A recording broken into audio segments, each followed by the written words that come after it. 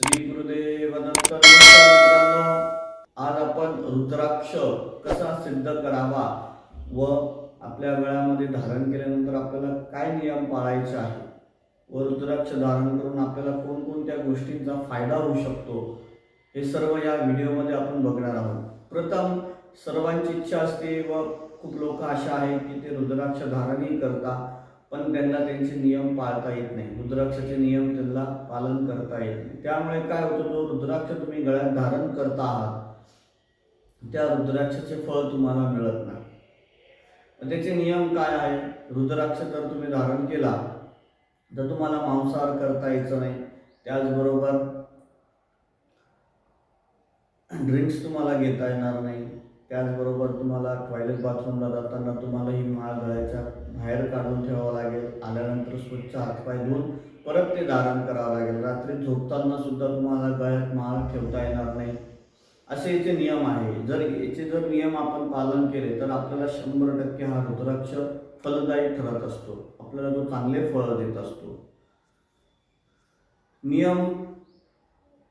नियम याचे असे आहे, सोपे आहे, साधे आहे. पण ज्या मनुष्याला हे जे नियम पाळणं शक्य नसेल तर त्याने रुद्राक्ष धारण करू नये. त्याने रुद्राक्ष गळ्यात ठेवू नये. रुद्राक्ष हा सिद्ध करूनच घातला जात असतो. सिद्ध करण्याची छोटीशी त्याची प्रोसेस आहे, ती करा आणि मग गळ्यात धारण करा. मग रुद्राक्ष आपल्याला कसा सिद्ध करायचा आहे?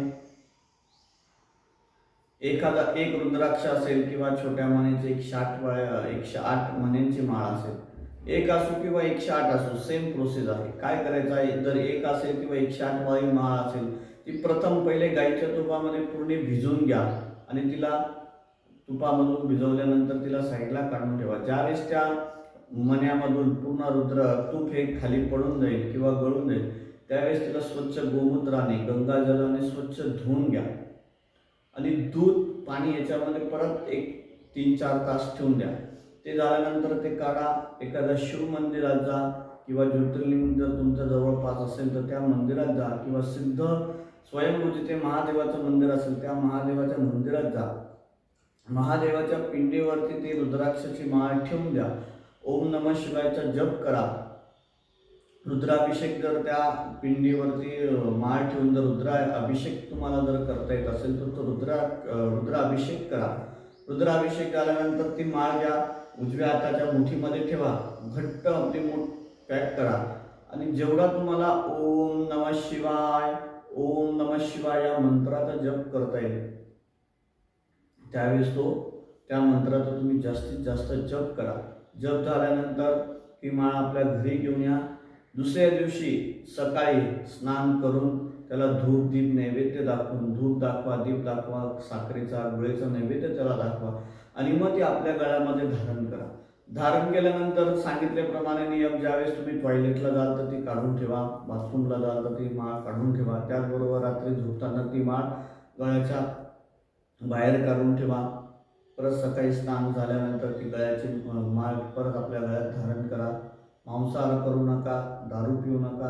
हे नियम पालन करा. तुम्हाला या रुद्राक्षाकडून काय फायदा होणार आहे?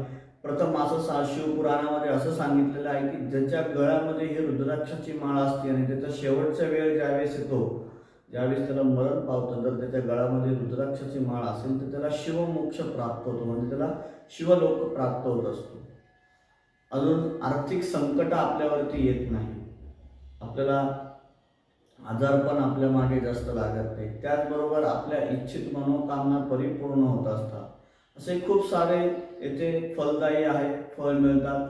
पण त्याचे नियम तुम्ही जसे पाळाल तसे तुम्हाला त्याचे फळ मिळत असतात. रुद्राक्ष गळ्यात धारण करणे फार सोपं आहे, पण त्याचे नियम पालन करणं फार अवघड आहे असं लोकांना वाटतं. पण तसं नाही आहे. जर आपल्याला आपल्या आराध्य देवावरती जर पूर्ण विश्वास असेल तर आपण त्याच्यासाठी काही करू शकतो. हा जर विश्वास आपल्या मनात जर असेल तर 100% तुम्ही रुद्राक्ष धारण करा आणि त्याचं संपूर्ण फल प्राप्त करून घ्या आणि तुमचं जीवन जे आहे ते आनंदमय बनवा.